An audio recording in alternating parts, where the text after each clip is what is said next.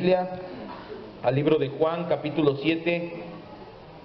Estamos estudiando el Evangelio de Juan, capítulo a capítulo, versículo a versículo. Llevamos ya 50 y algo de predicaciones, esta es la 52. Y estamos en el capítulo 7, un año exactamente ya. Llevamos 52 semanas hablando del Evangelio de Juan. Y hoy solamente vamos a escudriñar un solo versículo, Juan 7:24. De aquí se desprende una gran cantidad de enseñanza. No juzguen según las apariencias, sino juzguen con justo juicio. Cierre sus ojos para orar, para encomendar nuestras almas, nuestras mentes en primer lugar al Creador. Y dígale, no solamente diga amén a mi oración, dígale: Espíritu Santo, mi mente está en tus manos, moldéala, usa la palabra que va a salir, Señor, que va a ser lanzada, que va a ser predicada, vaya, para moldear nuestras mentes, para moldear nuestras vidas a la imagen de Jesucristo. Anhelamos aprender de ti, Señor, anhelamos ser como Nicodemo, estar expectantes, estar siempre esperando conocerte más, Señor. Danos una disposición como la de Él, para poder llevar por obra también aquello que tú nos enseñas en este lugar. Gracias, Padre, te decimos en el nombre de Cristo Jesús. Amén. El día de hoy solo estudiaremos un versículo del 7º capítulo del Evangelio de Juan, que es el versículo 24. Vamos a ver sus serias y muy importantes implicaciones para nuestra vida en general y para nuestro cristianismo en particular. Lamentablemente el discernimiento en la mayoría de los cristianos a lo largo de la historia de la iglesia ha sido un talón de Aquiles que ha permitido la entrada de falsas doctrinas, pero también ha afectado la vida espiritual de muchos y muchos cristianos a través de la historia. Jesús nos dice una frase: no juzgues según las apariencias, juzga con justo juicio. El motivo por el cual dice esta frase, el contexto, lo estudiamos la semana pasada. Jesús les estaba diciendo, como nosotros en nuestra época, las apariencias engañan. Ustedes creen que cumplen la ley, ustedes creen que son seguidores de Moisés y que se sientan a escuchar de Moisés, pero solamente lo hacen en apariencia, les estaba diciendo Jesús, porque hay un rito llamado circuncisión. Y a pesar de que la circuncisión caiga en día sábado, porque se circuncidaba a los niños a los 8 días de nacido, esto lo vimos la semana pasada, hay un porqué de la circuncisión a los 8 días de nacido. A pesar de que llegara a ser en día de reposo, practicaban el rito de la circuncisión. Nosotros entendimos para nuestra edificación que la circuncisión era una señal externa del pacto de Dios con los judíos, pero tiene un paralelo actual, una circuncisión espiritual en la cual los hijos e hijas de Dios somos circuncidados, ya no exteriormente, sino de nuestro corazón. Ahora espiritualmente, nuestro ser interior, nuestro corazón, que estaba incircunciso, dice la Biblia, e inclinado por naturaleza al pecado, ha sido circuncidado por Dios. Ya no tenemos que luchar más con el pecado. Las palabras de Jesús tienen un único contexto y un único trasfondo especial. Sin embargo, su aplicación la podemos ampliar a la vida cristiana, y es precisamente lo que vamos a realizar el día de hoy. Vamos a ver cómo la vida de la iglesia y la vida cristiana se ve impactada por precisamente la falta de justo juicio. Primero vamos a aclarar qué pasa con Mateo 7:1. Vaya a Mateo 7:1.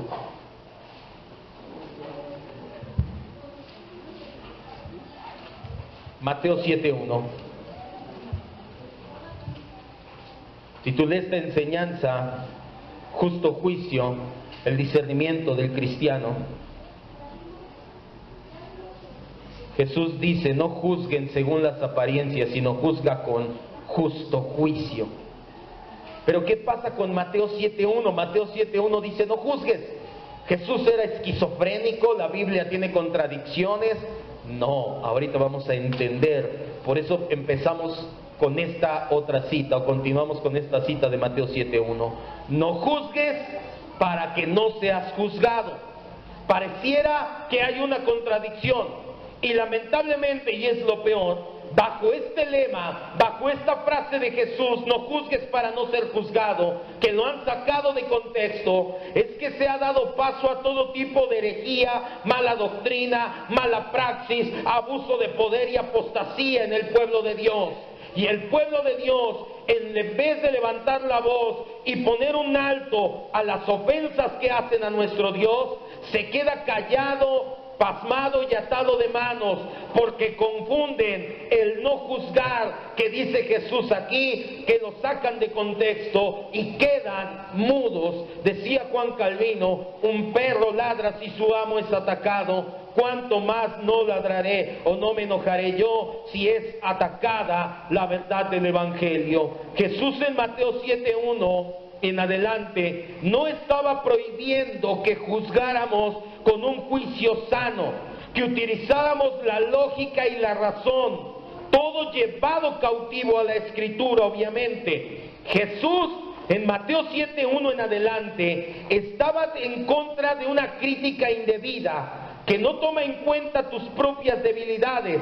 Es decir, Jesús estaba hablando cuando criticas los pecados de otros y tú mismo cometes esos o tal vez más pecados. Jesús lo que estaba en contra era de la hipocresía. Vamos a leer ahí Mateo 7, del 1 al 5. No juzgues para que no seas juzgado. Hasta aquí se quedan muchos. Pero dice en el versículo 2, porque con el juicio que juzgas, si tú juzgas con un justo juicio, con el razón, con la lógica atado a la misericordia y la palabra de Dios, vas a recibir ese juicio. Pero si tú juzgas injustamente, también vas a recibir ese juicio, y con la medida que mides serás medido. Porque ¿qué miras la paja que está en el ojo de tu hermano y no ves la viga que está en tu propio ojo? Y dice en el versículo 4, o cómo le vas a decir a tu hermano, déjame sacar la paja que hay en tu ojo, y si hay una viga en tu propio ojo. ¿Qué le dice en el versículo 5? Hipócrita. Jesús estaba en contra de la hipocresía, no de que juzgues sanamente. Hipócrita, saca primero la viga de tu propio ojo, deja de cometer los pecados que estás juzgando, dice, y entonces verás bien para sacar la paja en el ojo de tu hermano.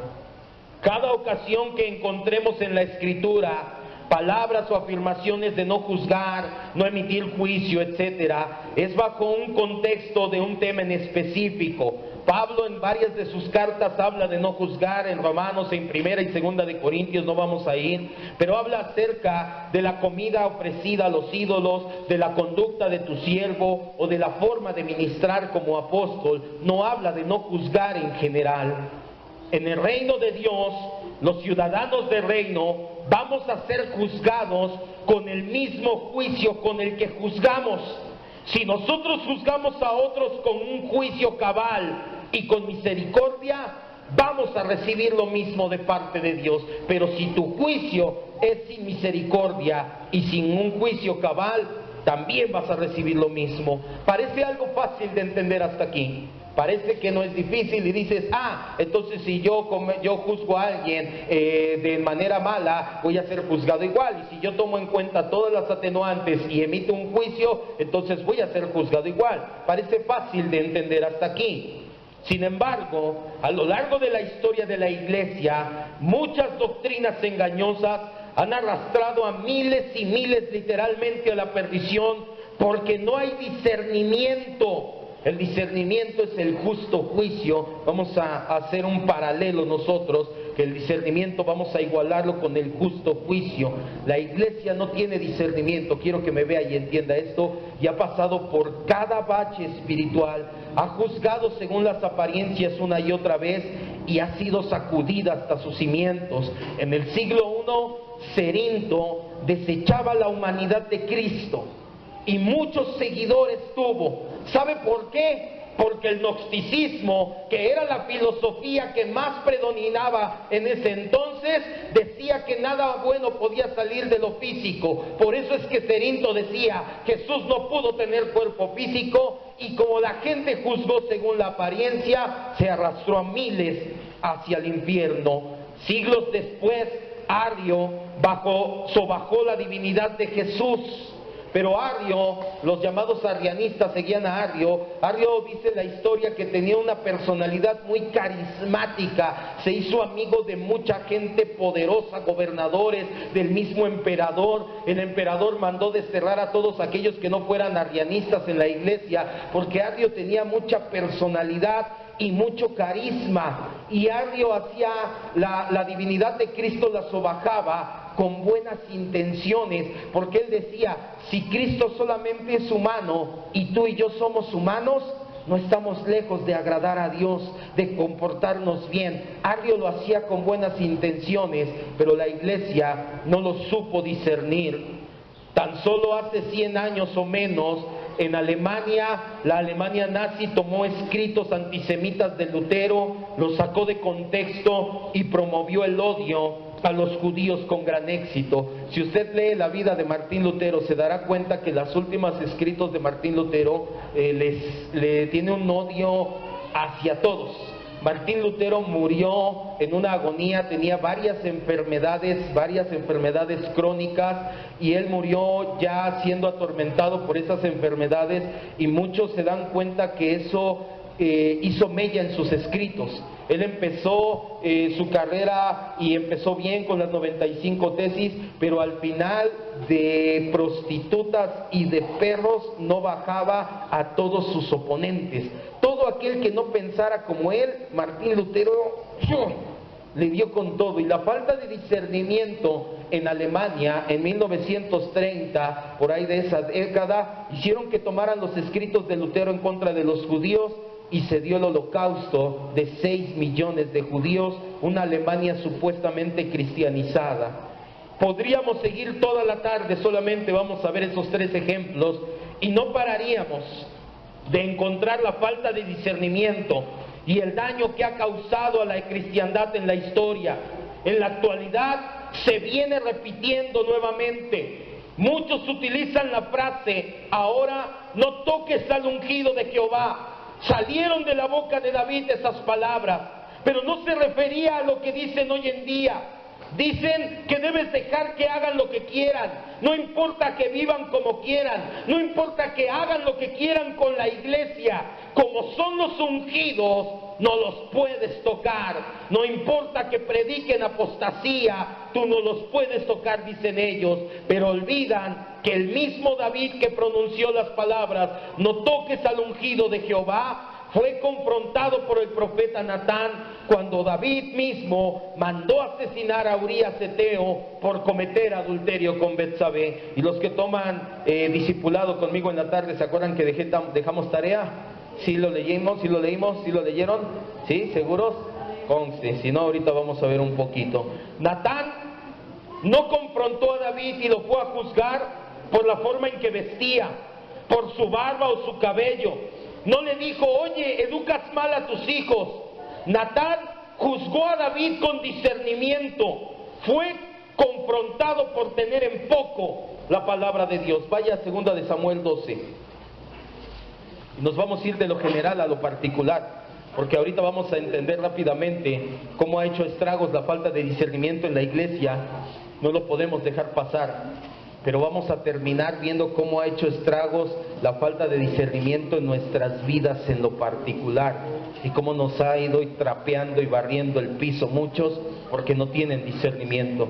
2 de Samuel 12, del 7 al 9. No toques al ungido de Jehová. ¿Sabe cuántas veces escuché esas palabras? Tú no puedes tocar al ungido de Jehová. Pero el pastor está en adulterio, sí, pero no te toca a ti juzgar. No juzgues, dice Mateo 7. No juzgues, no toques al ungido de Jehová. Déjalos que hagan. Dios les va a dar su pago. Tienen razón, Dios les va a dar su pago. Pero no significa que no podemos juzgar con justo juicio esas situaciones.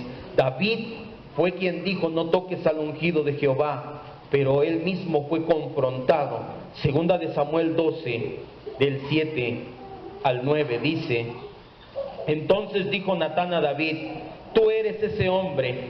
Ahora, antes de continuar, ¿por qué? Porque Natán llegó y muy sabiamente primero le dijo una parábola, una metáfora. Le dijo: oye David, ¿cómo ves? Hay un hombre que tiene muchas ovejas. Y llegó un amigo suyo viajero y en lugar de sacrificar una de sus ovejas, tomó la oveja de su vecino. Su vecino nada más tenía una oveja, la quería mucho, la abrazaba, se dormía con ella en las noches, le puso nombre a su ovejita.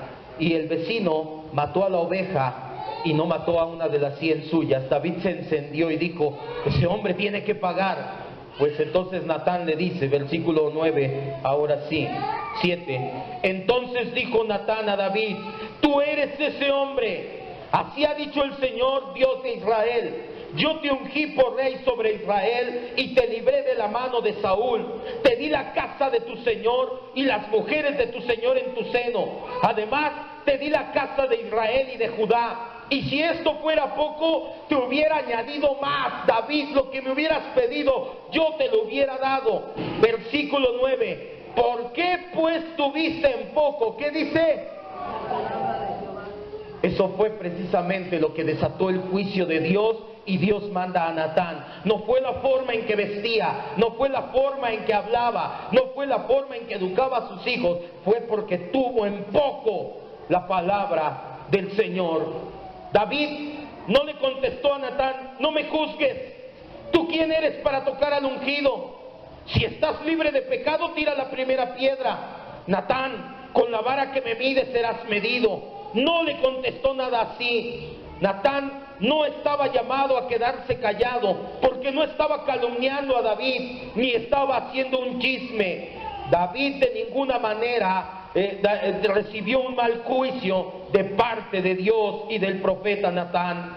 Nosotros, cuando enseñamos basados en la Escritura, por ejemplo, que mormones o testigos de Jehová están en un grave error, pare de sufrir, y descubrimos sus herejías, no, tampoco estamos juzgando, ni haciendo chisme, ni calumniando, ni murmurando, y toda la cristiandad lo acepta casi por regla general.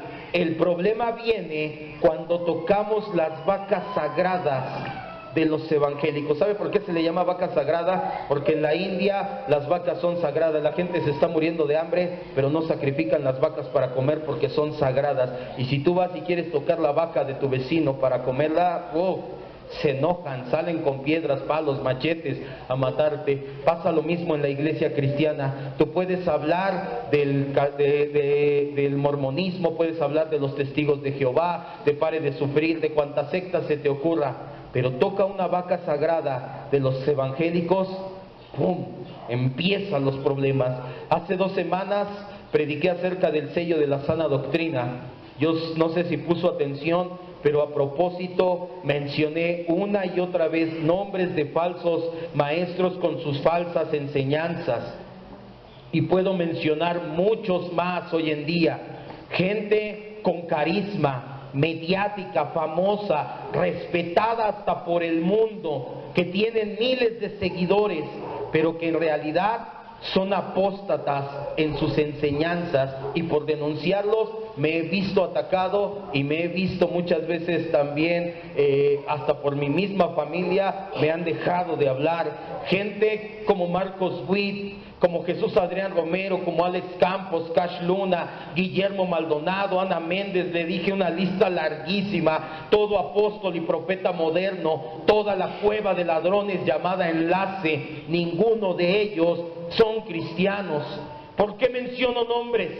¿Por qué no únicamente lo dejo en el anonimato y hago una referencia sutil? Porque ese no es el patrón bíblico. La Biblia deja en descubierto la herejía y al hereje. Vamos a 3 citas. Primera de Timoteo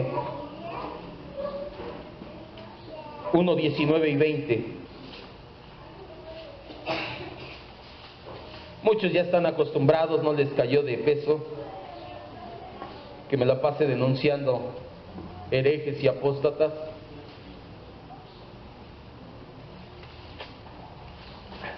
Y me dijeron que lo hago porque no puedo estar a su altura, por eso los critico, porque ya quisiera yo tener sus dones, su unción, su poder, su dinero.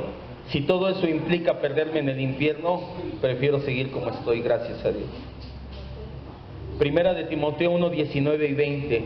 Por eso es que usted en este púlpito va a escuchar que denunciamos a los falsos maestros una y otra vez. Lo hacemos con justo juicio. Usted no me va a escuchar hablando mal de Jesús Adrián Romero porque usa lentes y se ve ridículo. O sea, si el hombre no ve bien que use lentes, no tiene nada de malo. O que se viste muy chavo, sus Converse y su saco. Se ve, de hecho se ve bien. A mí me gusta cómo se ve. La verdad, ya cuando tenga su edad quiero verme así.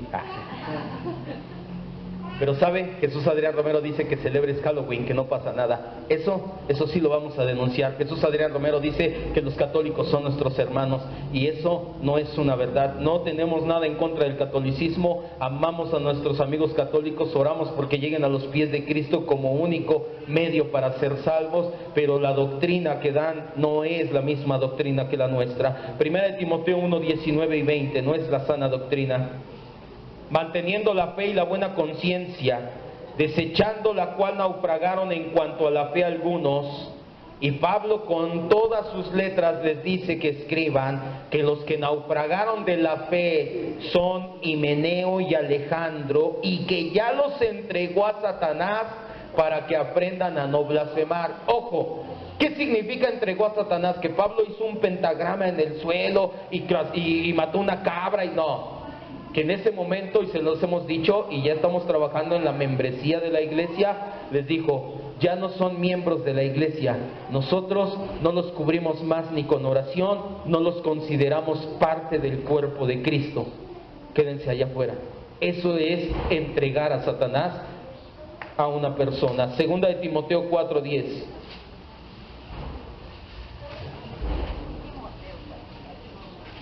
Segunda de Timoteo 4:10.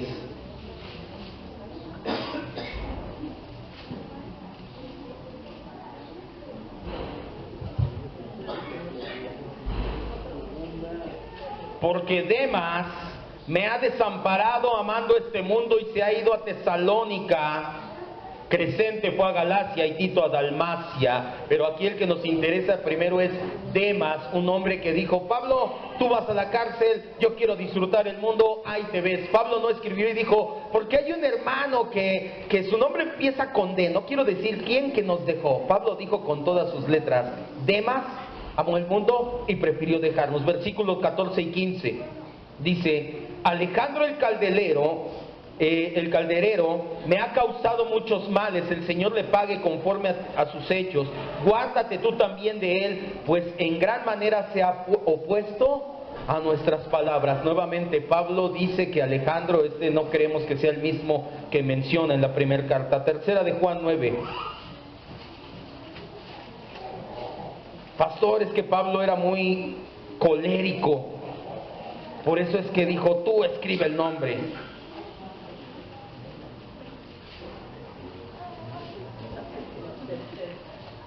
Pues también Juan, el discípulo amado, denunció con nombre, y porque no se estilaban los apellidos, si no hubiera dicho todo. Tercera de Juan 9 al 11 dice, estoy en Judas, perdón.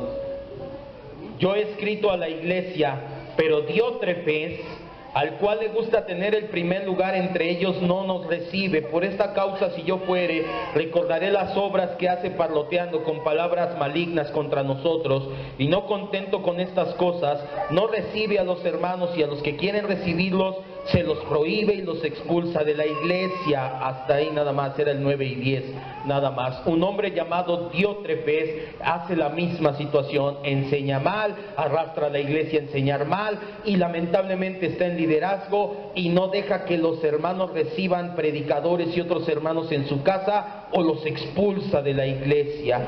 La falta de discernimiento ha hecho que no se juzgue con justo juicio en las iglesias. La falta de discernimiento utiliza frases muy bonitas, pero que causan mucho daño. No causes división al cuerpo, no dañes el cuerpo con tus palabras. Todos podemos tener algo de bueno. Hay que amar, no juzgar. No juzgues para que no te juzguen. Juzgas porque no los entiendes. Juzgas porque no tienes revelación. Hermano, el amor está por encima del juicio y de la doctrina. Nadie tiene la verdad, así que no juzgues mi parte de la verdad. Las críticas dañan a la iglesia y muchas frases que se oyen muy bonitas, pero que no son bíblicas. Pero eso no es todo, amado hermano. La falta de discernimiento acarrea todavía más cosas en nuestra vida, sobre todo no como comunidad o iglesia nada más, sino personalmente también tiene un fuerte impacto, y aún desde el inicio del cristianismo. Regrese unas hojas nada más ahí a Hebreos 5:12.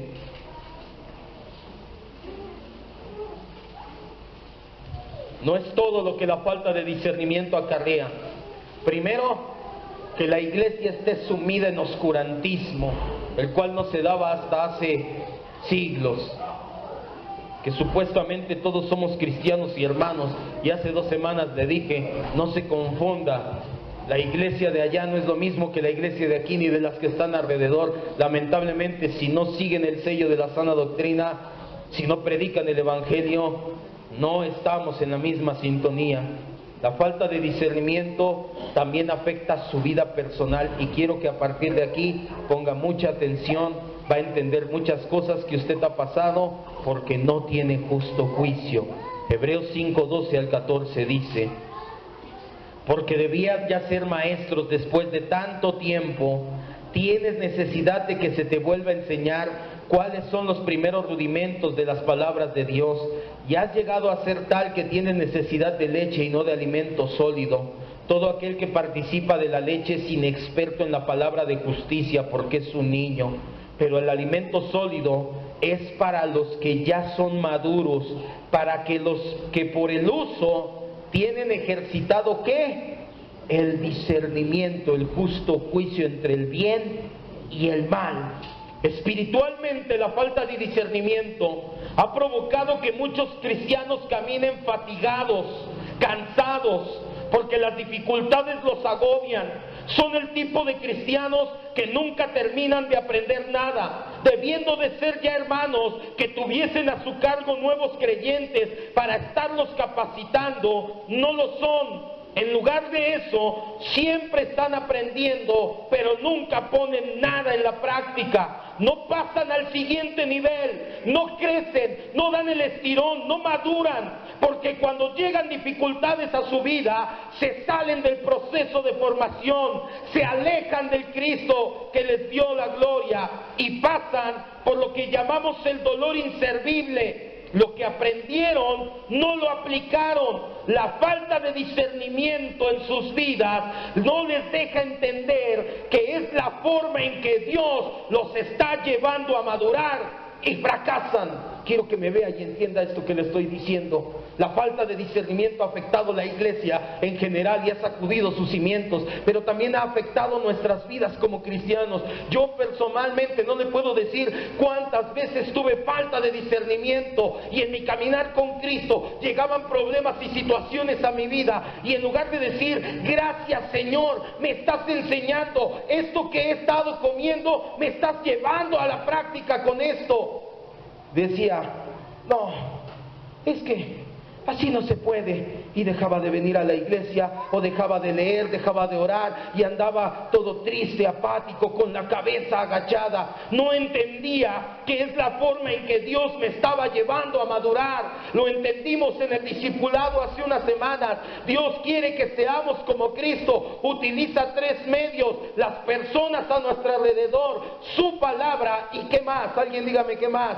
Las circunstancias, los problemas, las adversidades, las tribulaciones. Es bien fácil decir, yo vivo la vida crucificada, pero cuando llega la bifurcación, ahí está la situación. No tenemos el discernimiento para tomar la decisión correcta. La falta de discernimiento nos hace pasar por dolor inservible. Ya estoy en el proceso, ya me está doliendo, estoy a punto de dar el paso y madurar, y digo, no, mejor ya no voy a la iglesia. ¿Sabe por qué es dolor inservible? Porque cuando retome otra vez con Cristo, va a volver a pasar lo mismo. Porque Dios quiere que seamos como Cristo. ¿Cuántos dicen amén? Entonces, Dios no lo va a dejar así como está. Y lo que pasó la primera vez, lo va a pasar otra vez. Y si usted se vuelve a salir, nuevamente va a ser dolor inservible. La falta de discernimiento en los cristianos hace que se vuelvan perezosos, lentos, inexpertos en el uso de la palabra. Vaya Efesios 4:14. Le dije que se agarrara bien, que ahorita iba a empezar lo bueno. Lo primero a lo mejor dijo, eso ya lo hemos visto, ya lo he estudiado.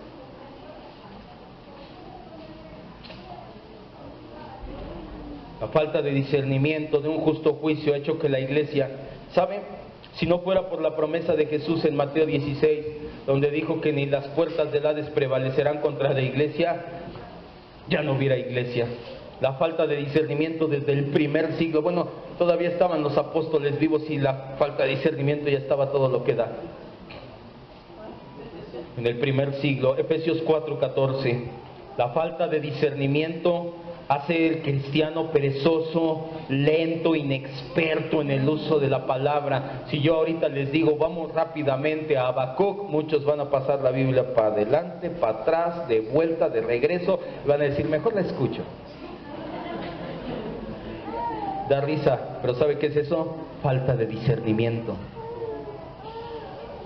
Efesios 4:14 dice, para que ya no seas niño fluctuante, porque no tienes discernimiento, porque eres un niño, llevado por doquiera de todo viento de doctrina por estratagema de hombre, que para engañar emplean con astucia las artimañas del error. Llega el primer menso hijo de vecina a decirte una sarta de tonterías y ahí vamos. Sí, es que eso se oye como la verdad, eso es nuevo. Te llevan como niño chiquito para todos lados y tú te crees todas las mentiras como niño chiquito. Hace unos años fuimos a Acapulco. ¿Dónde está Fer? ¿Se metió a la clase? ¿Fernandito? ¿Sí? ¿Sí se acuerdan?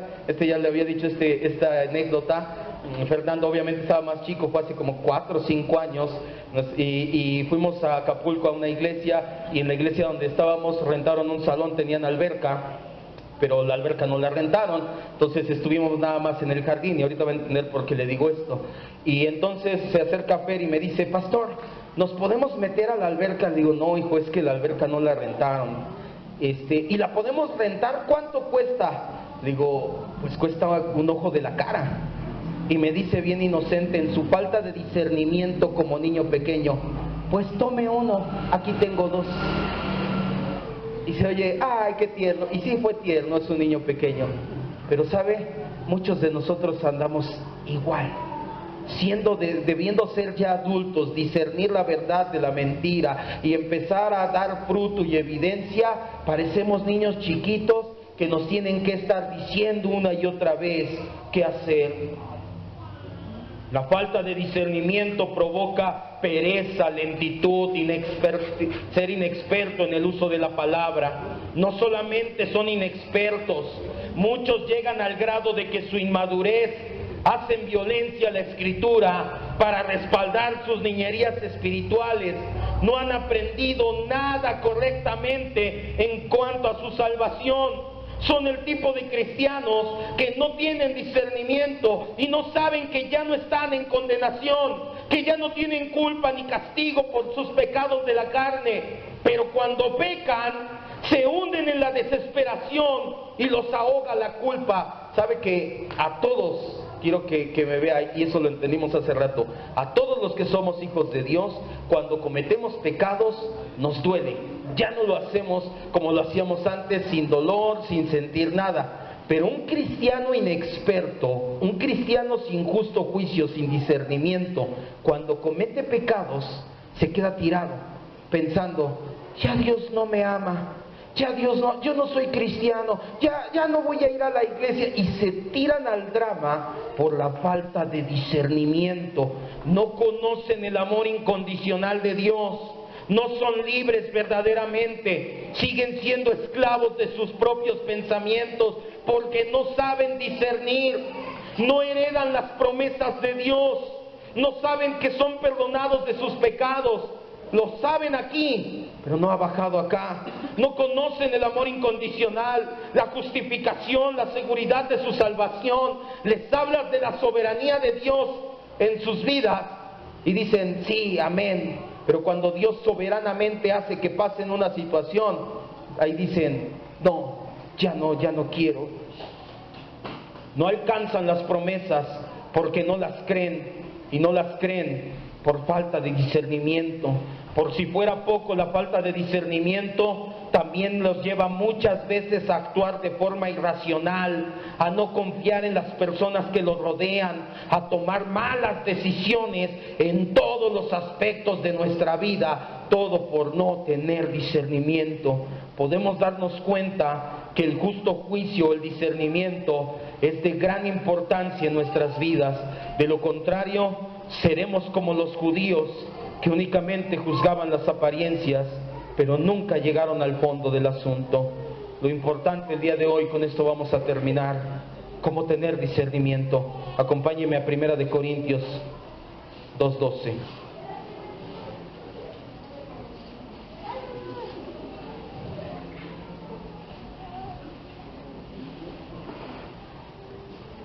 Es importante que entienda, hermano, que no juzgue según las apariencias, juzgue con justo juicio. Cada vez que venga un problema a su vida, una situación a su vida, lo que sea, no juzgue según las apariencias. Tómese el tiempo de meditar en Cristo, de ir a la palabra, de escudriñar. La misma Escritura nos dice en el libro de Proverbios: en la multitud de consejeros se encuentra la sabiduría. Venga conmigo, venga con otros hermanos que sean de buen testimonio en la congregación. Hermano, ¿qué puedo hacer? Ayúdeme, vamos a orar. Escuche a las opiniones de los demás. Vaya formándose un justo juicio, un sano juicio. No juzgue según las apariencias. ¿Cómo tener discernimiento? Le voy a decir algo asombroso, y es que ya lo tenemos. 1 de Corintios 2, del 12 hasta el final. Nosotros no hemos recibido el espíritu del mundo, sino el espíritu que proviene de Dios, para que sepamos lo que Dios nos ha concedido. Pablo habla con los ya nacidos de nuevo y les dice: ustedes ya tienen el espíritu de Dios y ya saben la diferencia. Porque ¿quién de los hombres sabe las cosas del hombre, sino el espíritu del hombre que está en él? Así tampoco nadie conoció las cosas de Dios, solamente el espíritu de Dios. Y nosotros no hemos recibido el espíritu del mundo, sino que el espíritu que proviene de Dios, para que sepamos lo que Dios nos ha concedido, lo cual también hablamos, no con palabras enseñadas por sabiduría humana, porque no, eso no es el discernimiento. El discernimiento son las palabras que enseña el Espíritu, acomodando lo espiritual a lo espiritual. Eso es discernimiento, saber acomodar las cosas donde van, natural con natural, espiritual con espiritual. Pero el hombre natural, el natural es el que no ha nacido de nuevo, el que no cree en Cristo. El hombre natural no percibe las cosas espirituales, porque para él son locura y no las puede entender, porque se disciernen espiritualmente. En cambio, el espiritual juzga todas las cosas, pero él no es juzgado de nadie. Y ojo, esta traducción de este versículo podemos encontrarlo en otras traducciones, donde nos hace entender no que tú puedes hacer lo que quieras y nadie te juzga, sino que nadie entiende lo que haces o pregunta. Les decía hace rato, la gente que te ve en la mañana que vienes a la iglesia, ¿lo entiende? Los no cristianos, ¿qué te dicen? ¡Qué flojera, mano! ¿Cómo pararme temprano? Eso es lo que significa este versículo. Versículo 16, ahora sí. Porque ¿quién conoció la mente del Señor? ¿Quién le va a enseñar al Señor? Y esto es lo importante. Nosotros tenemos la mente de Cristo. Lo lamentable es que no ejercitamos, ahí mismo, versículos 1 al 3 del capítulo 3, de manera que yo, hermanos, no pude hablarles como espirituales, como a hombres que ejercen su discernimiento. Les hablo como a carnales, como a niñitos que no saben diferenciar las cosas. Les di a beber leche y no les di comida, porque no son capaces ni son capaces todavía del alimento sólido, porque todavía son carnales. Pues todavía hay entre ustedes celos, contiendas, problemas. No son carnales y andan como los hombres de allá afuera. Quiero que cierre sus ojos, por favor. Y quiero que terminemos con esto ya. La falta de discernimiento hace estragos en la iglesia, pero la falta de discernimiento hace estragos en tu vida personal. No sabes discernir la prueba de Dios y te sales del proceso.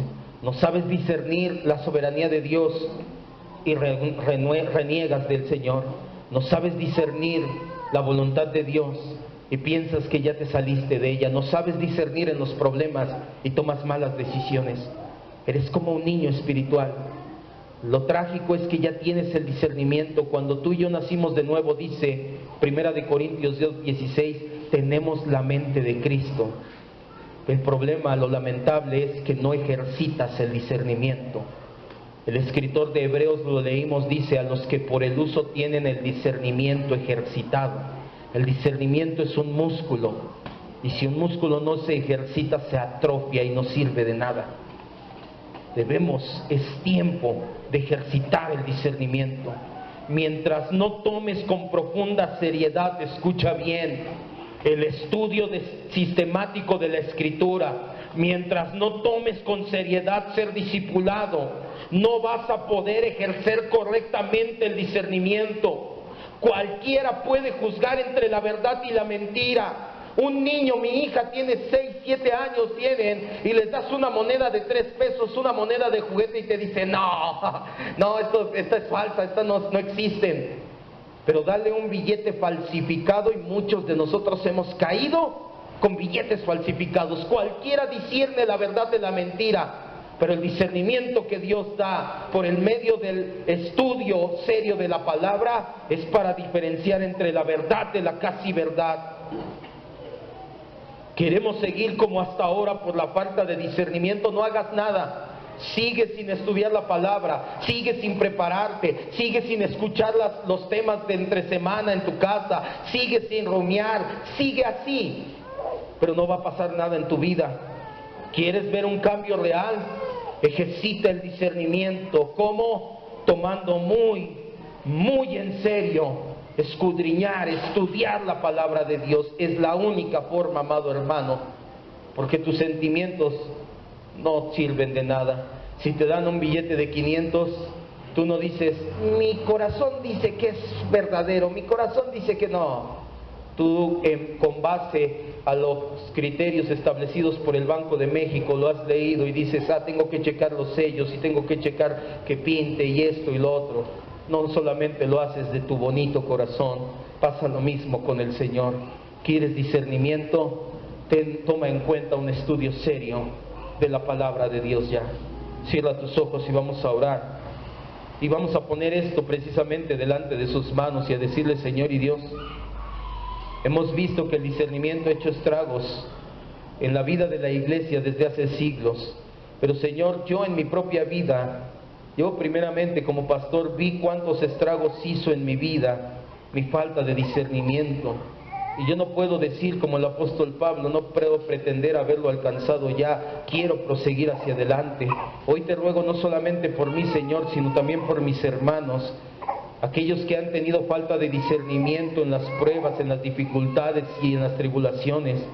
Que no sea así ya, Señor, que no sea un dolor inservible, que no pasen una y otra vez por lo mismo, que tengan ese discernimiento ejercitado. Dales el hambre, la necesidad de estudiar sistemáticamente, pero muy en serio tu palabra, porque es el único lugar donde vamos a encontrar un discernimiento real, donde vamos a dejar de ser niños fluctuantes llevados por estratagemas a todo lugar. Hoy, Señor, solamente podemos rogarte eso, no que nos des discernimiento. Yo creo firmemente con mis hermanos que tú nos lo diste al poner la mente de Cristo en nosotros. Te pedimos, ayúdanos a ejercitar el discernimiento. Haz lo que sea necesario, como entendimos hoy en la mañana, para salir de nuestra comodidad y ejercitar el discernimiento, estudiando seriamente la Escritura, siendo discipulados y tomando con la seriedad necesaria esa renovación.